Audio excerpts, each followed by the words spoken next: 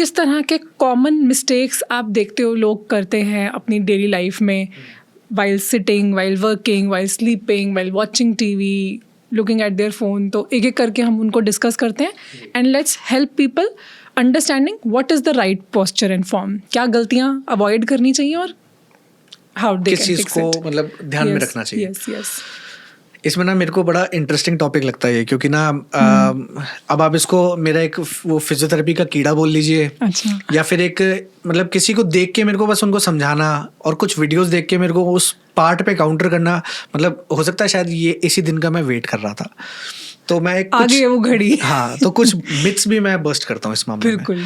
मैंने कई वीडियोस में देखा है कई लोगों को बोलते हुए, हाँ, और मतलब नाम लेना तो सेंस नहीं है बट ठीक है, कि पीठ सीधी रख के आप रहें, आप पीठ सीधी रख के रहें, अच्छा। राइट।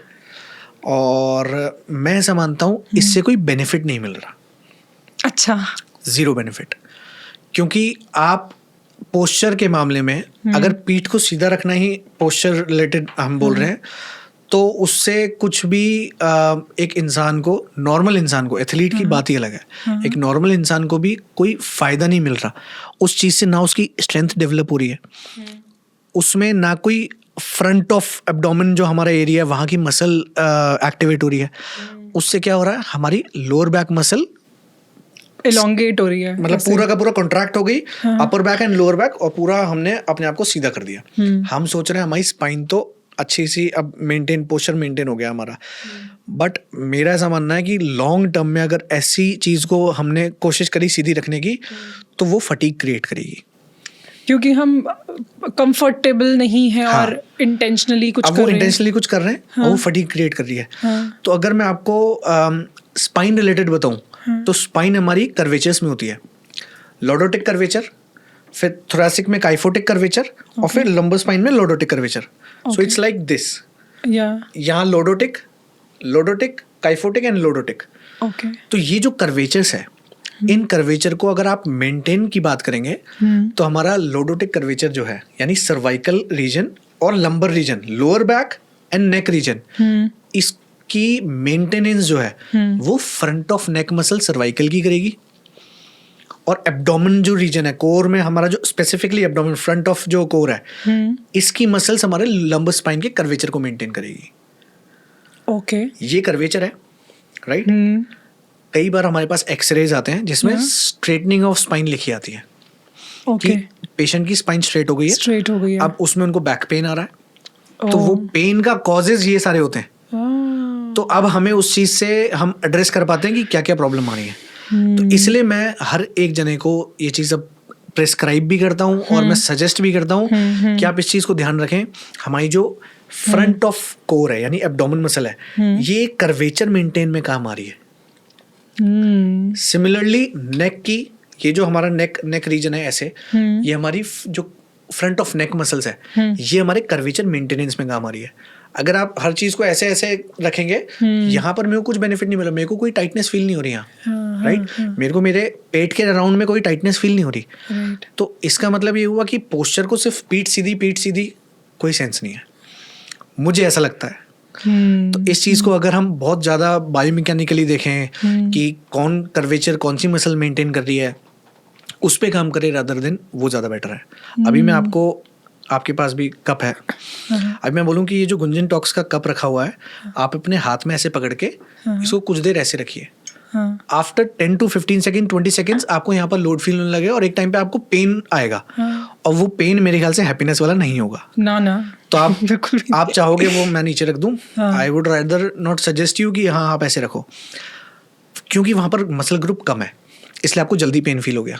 यहाँ आपका मसल ग्रुप बहुत सारा है, there are so many muscles in our lower back, upper back, scapular region, वहां पर बहुत सारी मसल्स हैं, ग्लूट्स हैं, तो वहां आपको इतनी जल्दी फील नहीं हो रहा। आपने पीठ तो सीधी रखी हुई है, बट वो एक टाइम पे फटीग हो रही है और वो पेन का कारण बनेगी। हमेशा ही सुना सीधे होके बैठो, हाँ, कमर सीधी करके बैठो, क्योंकि आपको प्रेजेंटेबल होना है। आप एक मॉडल हैं, आप एक रैंप वॉक कर रहे हैं, तो आप ऐसे तो करेंगे नहीं, आप एक प्रॉपर प्रेजेंट करेंगे अपने आप को। कहीं इंटरव्यू में बैठे, आज मैं आपके सामने बैठा हूँ, तो मैं कोशिश कर रहा हूँ कि आपके सामने भी एक अच्छे से थोड़ा सा प्रेजेंटेबल रहूँ। बट अगर मैं नॉर्मली कहीं होता या मैं अपने पेशेंट को भी ट्रीट कर रहा था, तो मैं प्रेफर करता हूँ 135 डिग्री, जिसमें मेरी मसल्स भी रिलैक्स्ड रहे, राइट मेरी लोअर लिम्ब की मसल भी, मेरी अपर लिम्ब की मसल्स भी रिलैक्स्ड रहे। अब ऐसे में मैंने कहीं ना कहीं सारी मसल को एक्टिवेट कर दिया, अपनी लोअर बैक, अपर बैक, सब कुछ ऐसे कर दिया। टेंशन में है सारी मसल्स, अब वो टेंशन में है। एक टाइम पे आके हो सकता है, मतलब ये चीज़ बुरी नहीं है, या एक बहुत बड़ा फैक्टर है कि ये चीज़ बुरी नहीं है। आप पीठ सीधी करो, प्रेजेंटेबल रहो, वेरी नाइस, बट उस चीज़ को ध्यान रखो कि ये बहुत ज़्यादा फोकस ना हो कि ये इससे आपका पेन मैनेज रहेगा, आपको बैक पेन नहीं होगा। कई लोग अपनी रील्स चला दे रहे हैं इस चीज़ पे कि आपको बैक पेन हो रहा है, आप अपनी कमर को ऐसे सीधी करके बैठे, तो कोई इसका कोरिलेशन नहीं है। सो मैं गाइडेड मेडिटेशन करती हूँ, जिसमें सबसे पहले मतलब there is a coach who guides you through. तो उसमें सबसे जो पहली चीज़ होती है ना, वो ये होता है कि आप अपना रिलैक्स होकर बैठो, और उसमें ये हमेशा कहा जाता है कि बैक को स्ट्रेट मत रखो, बैक को रिलैक्स करो, शोल्डर्स को रिलैक्स करो, नेक को रिलैक्स करो, and then we start the meditation. अरे वाह, which is such a correct thing अभी जो आपने बोला, क्योंकि अगर हम ऐसे करके बैठेंगे तो हमारा फोकस बनेगा ही कहाँ, हमारा फोकस तो पूरा अपनी बैकबोन को स्ट्रेट रखने में। तो रिलैक्स करवाते हैं सबसे पहले, एंड देन मेडिटेशन स्टार्ट होती है। ये मुझे नया पता चला।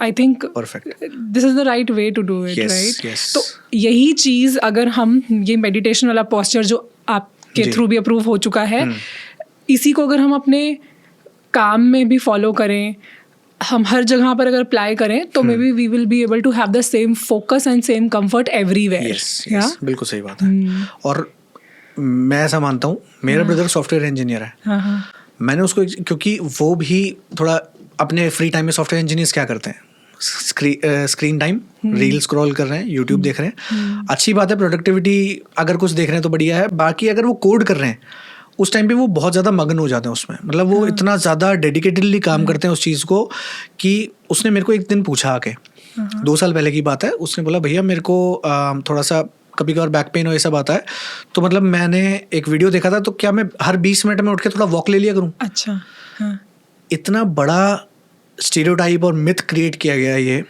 इस फील्ड में कि आप कोई एक काम कर रहे हैं, एक जगह आप बैठे हुए हैं, अपने ऑफिस में आप बैठे हुए हैं, आप अपने घर में काम कर रहे हैं, आप चाहे खाना बना रहे हैं, आप कोशिश करें 20 मिनट बाद एक वॉक लेके आ जाए, आप अपना मूवमेंट चेंज कर लें, पोस्चर चेंज कर लें, उससे भी कोई कोरिलेशन नहीं है, ना कोई बेनिफिट है। आई बिलीव कि प्रोडक्टिविटी से भी कोरिलेट करती है चीज़ें।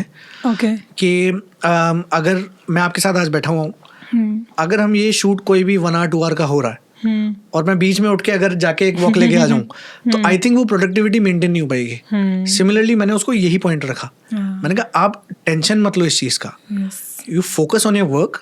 आपका जैसे ही वर्क कंप्लीट हो रहा है, चाहे वो 1 घंटे में हो रहा है, चाहे वो 15 मिनट में हो रहा है, चाहे वो 2 घंटे ले रहा है, बट मेक श्योर आप जब उठ रहे हो तो आप अपना प्रॉपर एक मूव करो, अपनी बॉडी के एवरी जॉइंट, हर पार्ट को थोड़ा मूवमेंट कराओ, मसल को थोड़ी सी स्ट्रेचिंग्स और ये सब करो, और उसके बाद एक एक्सरसाइज फॉर्म मेंटेन रखो, चाहे वो इवनिंग में जाके, चाहे वो रात को जाके आप एक्सरसाइज करके आ रहे हो, वो जरूर करो।